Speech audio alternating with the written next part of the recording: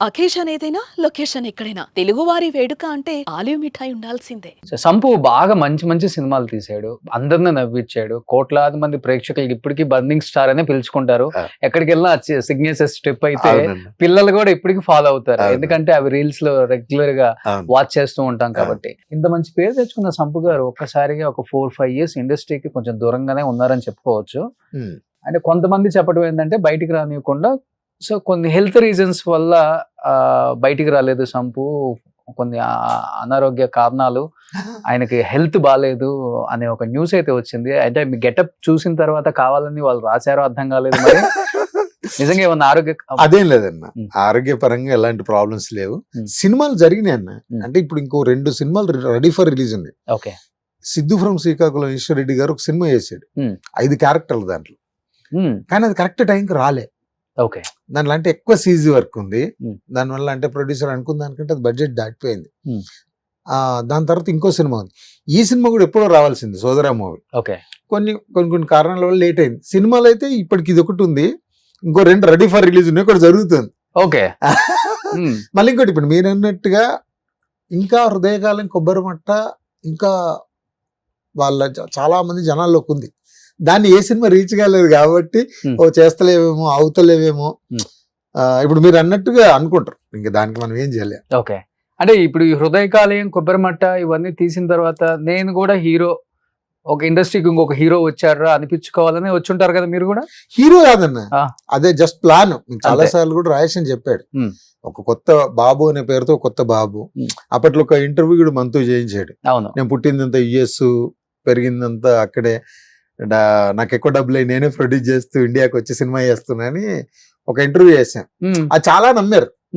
అంటే నేను నిజంగా నాకు బయటికి వెళ్ళినప్పుడు మీరు సాఫ్ట్వేర్ అంటే నాకేం చెప్పాలని అర్థం కాదు. నేనేమో తెలుగు మాట్లాడాలి. సరే యుఎస్ లో ఎక్కడ ఉండేవాళ్ళు అంటే మనం యుఎస్ వెళ్ళలేదు. ఎక్కడ ఉండేవాళ్ళం అంటే చిన్న నవ్వి వదిలేసాను. మన తెలుగు మాట్లాడతాడు వాళ్ళు. నేను యుఎస్ లో పుట్టి పెరిగినా అనుకో నాతో ఇంగ్లీష్ లో మాట్లాడేవాళ్ళు. నాకేం అర్థమయ్యేది కాదు. సరే నవ్వుతే ఇంకా వాళ్ళు ఎక్కువసేపు మాట్లాడితే కొంచెం తెలుగులో మాట్లాడుకుందాం అని. అది అన్ని యాదృచ్ఛికంగా కలిసి వచ్చినాను. ఓకే. అంతే తప్ప అంతం చేయలేదు. ఏం చదువుకున్నారు అసలు మీరు? నేను ఎంతనా జస్ట్ 10th వరకే చదువుకున్నా మా మిట్టపల్లి గవర్నమెంట్ స్కూల్లో. ఓకే. సో 10th అయిపోయిందా? అయిపోయింది. ఓకే.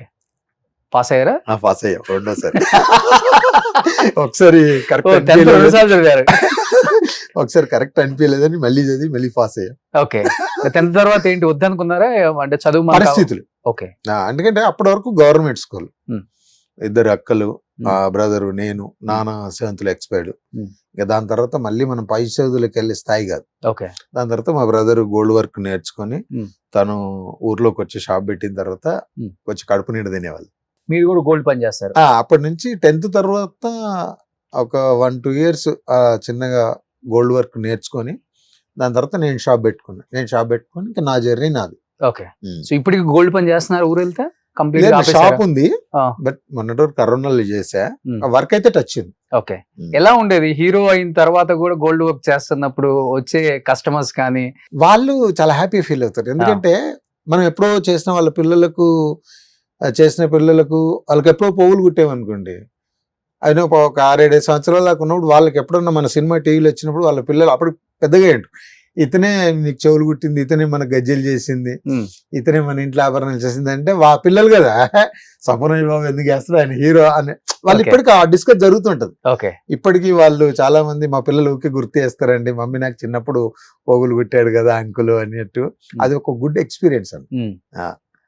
ఇప్పటికి నాకు కలిసిన కస్టమర్లు కూడా చాలా హ్యాపీగా ఫైన్ బాగుంది మీ సినిమాలు చూస్తుంటాం చేస్తున్నాం చారి అసలు ఎలా వచ్చింది మీకు థాటు అసలు ఇదంతా మామూలుగా డిస్కస్ జరుగుతుంది. మంచి ఇన్స్పిరేషనల్ జర్నీ మీరు చెప్పాలంటే.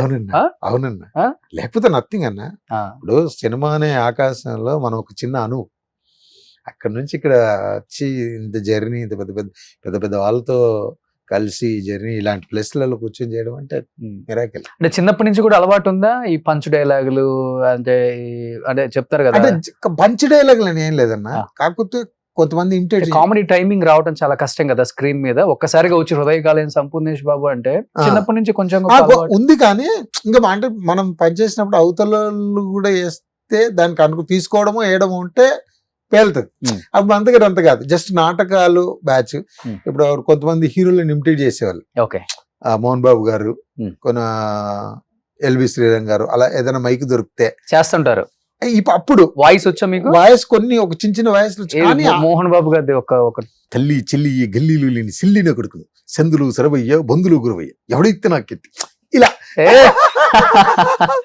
ఇలా Okay. కొన్ని బాగా ఉండే. ఎప్పుడన్నా Okay. మైక్ దొరికినప్పుడు లేకపోతే స్కూల్ ఫ్రెండ్స్ మాట్లాడినప్పుడు చేయడం. దాని ప్రభావం ఎక్కడ అంటే హృదయకాలం డబ్బింగ్ చెప్పేటప్పుడు దీని ప్రభావం పడ్డది. నా వాయిస్ ఏదో గుర్తుండేది కాదు, ఈ బేస్ డైలాగులు చెప్పిన పెద్ద పెద్ద డైలాగులు ఎవరెవరి వాయిస్ లో వచ్చేది. ఓకే.